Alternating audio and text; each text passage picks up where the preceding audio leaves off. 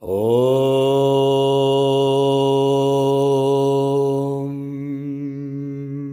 Kayena vacha manasyendrayirva Bhutyatmanava prakriti swabhava Karomi adyat sakalam paresma Narayanayeeti samarpayami Narayanayeeti samarpayami.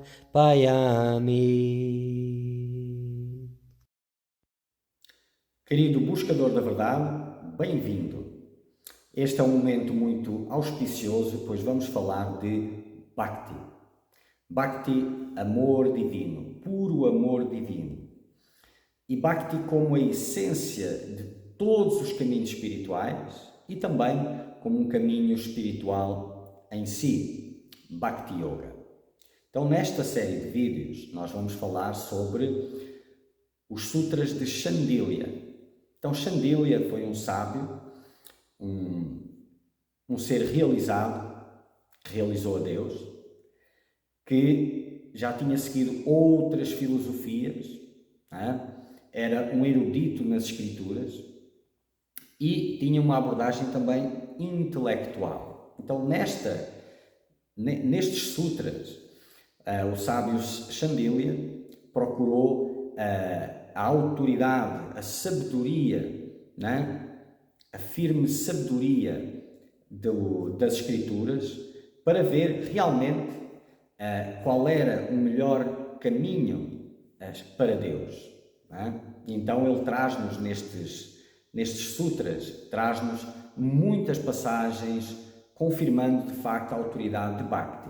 E nós, nesta viagem, vamos entender o que é que tudo isso significa e trazer para que os vossos corações possam também conhecer a Deus. Que todos vocês possam se encher de amor divino e realizar a Deus nesta vida ainda.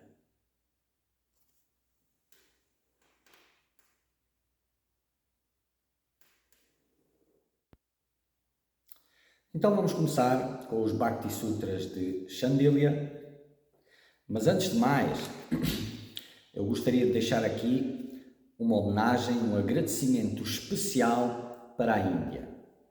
Então a Índia merece este agradecimento, pois a Índia preservou incontáveis obras de grande sabedoria ao longo de eras e eras e eras.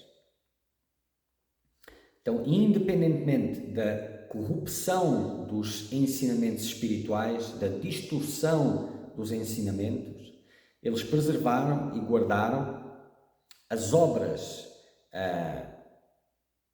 incontáveis obras de sabedoria.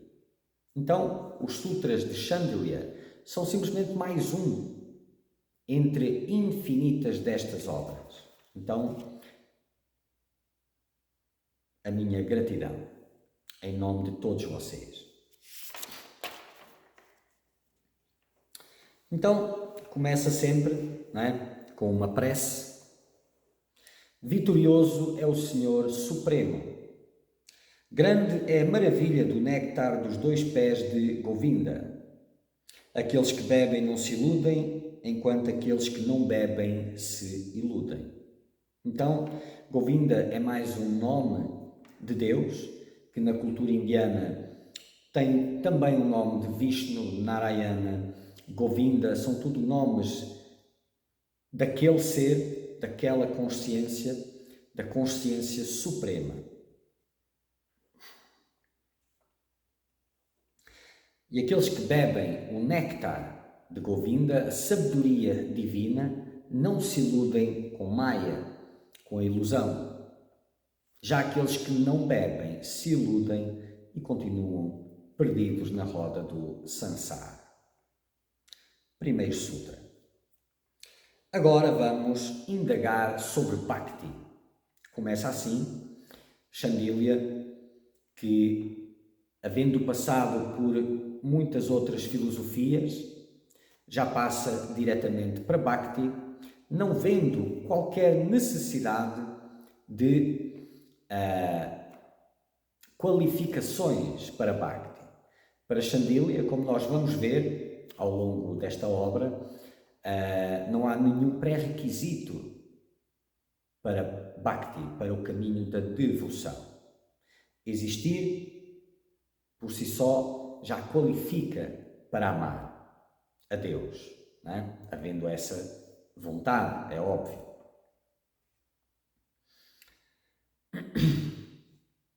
Então, tendo exposto outros tópicos filosóficos e metafísicos, Shandilya se deleita em investigar, analisar e determinar porquê e como é o melhor e supremo caminho para a realização de Deus. Como é que Bhakti é o melhor caminho para a devoção e para Deus? E ele, sendo um erudito, um conhecedor das Escrituras, dos Vedas, ele foi procurar as passagens que mostram, as passagens das Escrituras que mostram que realmente Bhakti é o caminho supremo para Deus. Então, para Shandilya não há necessidade de qualquer estudo preliminar dos Vedas, pois será declarado posteriormente que mesmo seres de nascimentos degradados são competentes para praticar devoção. Um exemplo, o elefante Gajendra. Então isto era a história de um rei que recebeu uma maldição, não é? E teve que nascer como um elefante. E nessa história, aqueles que não conhecem podem procurar, é uma história bonita. Nessa história, o elefante Gajendra é preso por um crocodilo e nada o consegue tirar dali, e pela sua fé, pela sua devoção a Deus, Deus lhe dá a liberdade diretamente. Não é? Então, mesmo um ser de um nascimento degradado, não é? Que foi rebaixado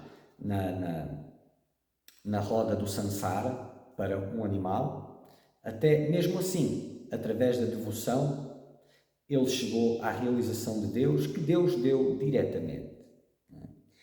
Procure a história, é bonita. Nem mesmo a tranquilidade precisa de ser adquirida. Apenas o desejo de liberação é suficiente para qualificar alguém no caminho de Bhakti. E depois estão aqui uns exemplos, umas passagens de escrituras que mostram isso, mas antes disso. Então, por exemplo, no caminho de Vedanta, não é? Do Jnana, a tranquilidade é um pré-requisito. Sem ela, não tem como praticar, não é? Por muito que muitos pensem o contrário.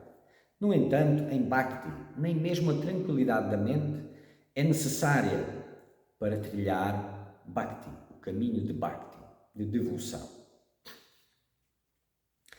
Mas tem aqui um ponto, apenas o desejo de liberação. Este é um ponto importante, porque não precisa de outras qualificações, mas o desejo por libertação é muito importante. Sem ele, a jornada não é para Deus. É para os deuses dos sentidos, para os apegos, os medos e todas essas coisas. E Deus será procurado como aquele que concede os desejos mundanos, que normalmente é o que acontece. Então, não é preciso mais nenhuma qualificação, mas o desejo por libertação tem que estar lá. Vamos às passagens das Escrituras que continuam a mostrar isto de não serem necessárias qualificações. Aquele que no auge criou Brahma e deu os Vedas para ele, a ele, o Deus que revela o conhecimento de si mesmo, eu, desejoso de liberação, vou para refúgio. Não é? Então, aquele que criou Brahma e deu o conhecimento para ele, ou seja, aquele que está acima de Brahma, o ser supremo, Brahma, o Criador, o aspecto da divindade, o Deus da criação, E aquele que está acima dele, que lhe deu os Vedas, que lhe deu todo o conhecimento espiritual, todas as palavras de Deus,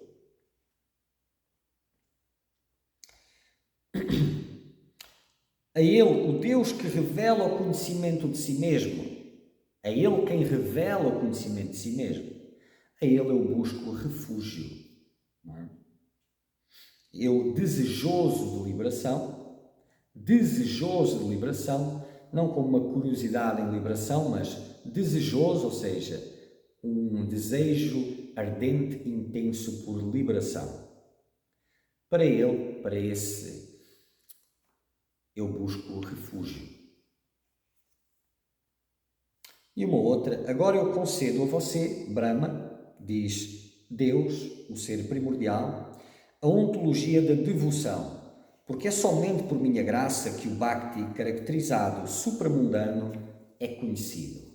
Então, Deus dá o conhecimento de Bhakti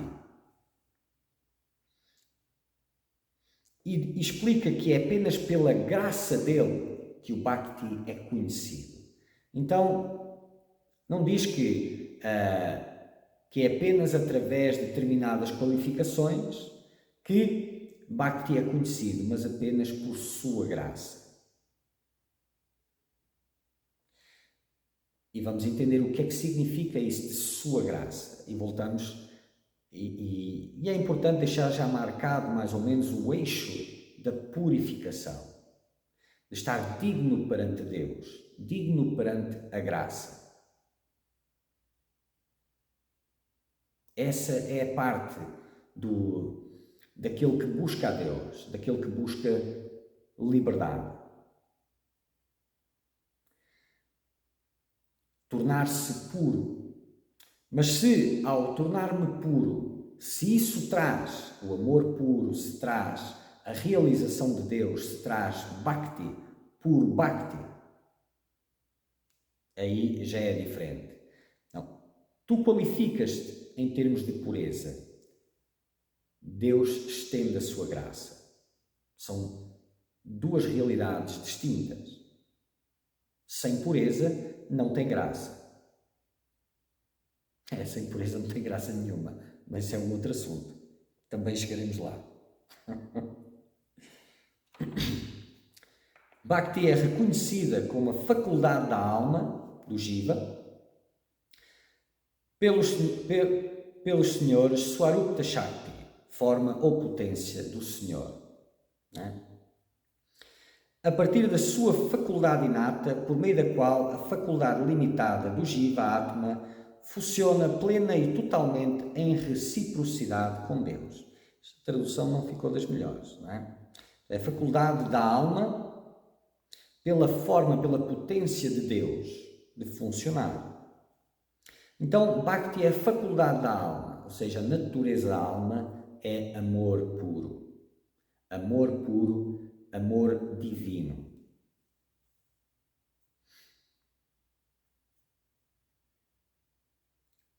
E é também a faculdade inata pela qual a alma, ou seja, a alma encarnada, não é? Funciona em reciprocidade plena com Deus. A relação com Deus é através de Bhakti, é amor. Não tem outra. As palavras não chegam a Deus. O amor que possa estar por detrás das palavras, esse chega. Portanto, Bhakti é supralógico. Ele está além da mente. Não depende de nenhum resultado de trabalhos meritórios ou virtuosos.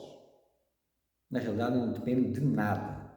Ele está além, ele é transcendente.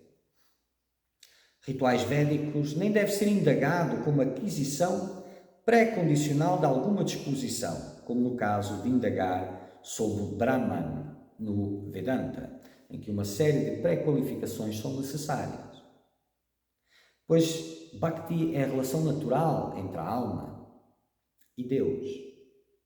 É a vida que os une. Só palavras, por enquanto. Então, Bhakti é a natureza da alma.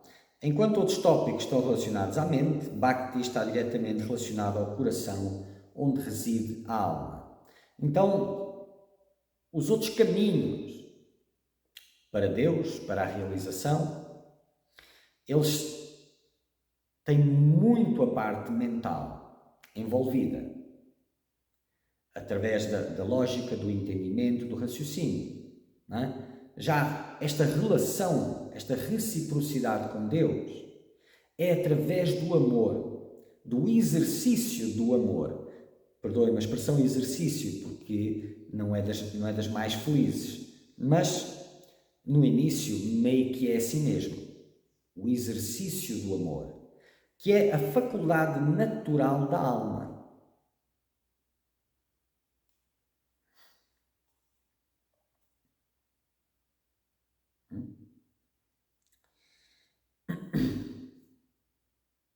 E é pelo exercício do amor, pelo coração, onde a alma, que é a gota de Deus, a faísca divina, a centelha divina no ser, não é? Uma parte de Deus, reside no coração. Bhakti também é muito querida pelo Senhor. É o próprio propósito da criação. Então, este é um ponto importante. Muitas vezes me perguntam qual é o propósito disto, tudo, não é? E a maior parte das vezes eu não posso responder essa pergunta porque a pergunta não é para saber, é por causa dos medos e apegos em largar o mundo, não é? Então, o propósito de tudo isso é esse amor divino, essa relação de amor, de comunhão com Deus.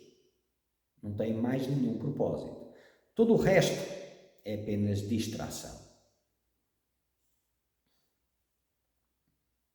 Assim como pais e filhos têm a oportunidade de amar uns aos outros, estar em contacto com Bhakti é como estar em contacto direto com o próprio Senhor, com Deus. Até porque Ele trata do exercício, mais uma vez, não é?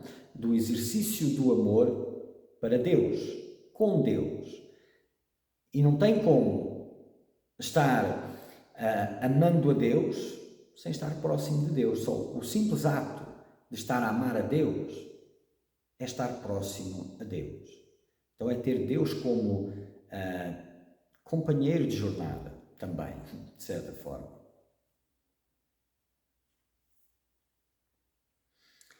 Uma vez que o Senhor é a personificação da bem-aventurança eterna, não é? E uma vez que Bhakti está diretamente conectado ao Senhor, então aqueles que adotam Bhakti como um meio de alcançar Deus têm acesso a um jarro de infinita paz espiritual, alegria e bem-aventurança. Não é? Então o caminho do amor, de amar, é doce, é cheio de doçura. Então, desde o início do caminho de Bhakti, há o contato com essa doçura até à grandiosidade final, até à comunhão com Deus. Então, é um caminho muito bonito e cheio de doçura, em que todas as realizações são todas as graças são recebidas.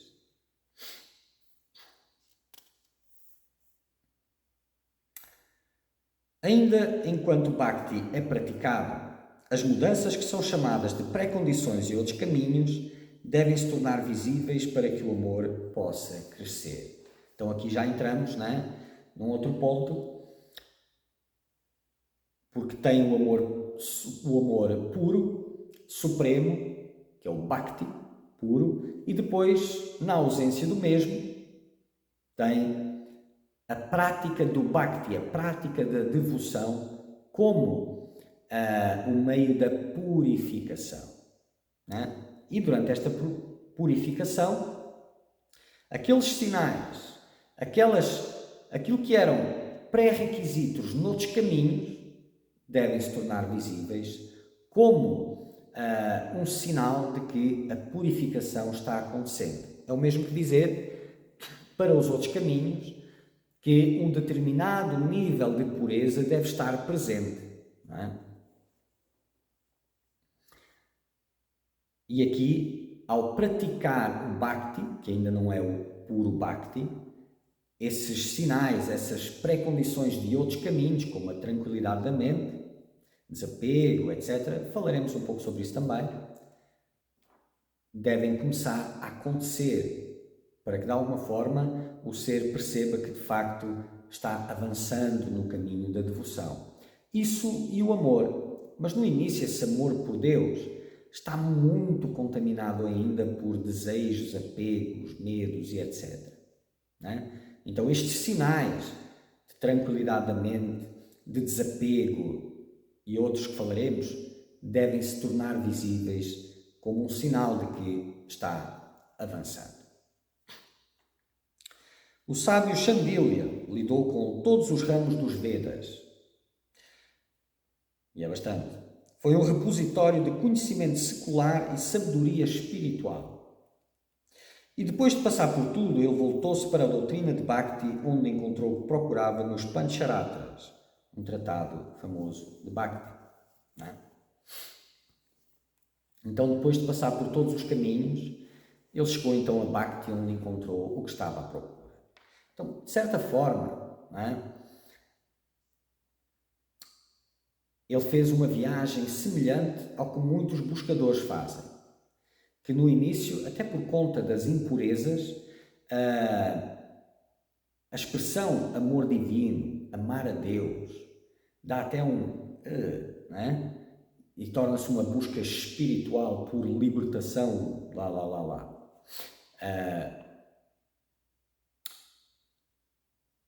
e segue outros caminhos, porque este não dá para contemplar, mas à medida que vai havendo a purificação, essa devoção começa a crescer. E depois, sem perceber, né, começa a vir a visão, a permissão para trilhar esse caminho devocional. Da mesma forma, o sábio Shandilya passou por todos os outros, viu todo o conhecimento, até que se voltou exclusivamente para Bhakti e encontrou o que estava à procura, como muitos outros incontáveis seres encontraram. Para atingir o objetivo da vida, que é alcançar a paz interna eterna para a alma, bem como encontrar a libertação do ciclo de transmigração. Então, romper com os ciclos de morte e renascimento. Então, os dois propósitos da alma, a eterna interna bem-aventurança, paz, bem-aventurança, realização de Deus, não é? E também quebrar com o ciclo da transmigração, com o ciclo de morte e renascimento. Este objetivo só pode ser alcançado através da realização de Deus. Não tem outra forma. Sendo capaz de estabelecer unidade entre o indivíduo e o Senhor Supremo. Fundir o próprio Self, o Eu, né? Conhecido como consciência pura, como o Eu Supremo, conhecido como Brahma Ishvara, que é a consciência personificada. Então este termo Brahma, vamos ouvir falar muito, não é Brahman de Vedanta, não é? É Brahma, que é um outro nome para esse ser supremo, Deus.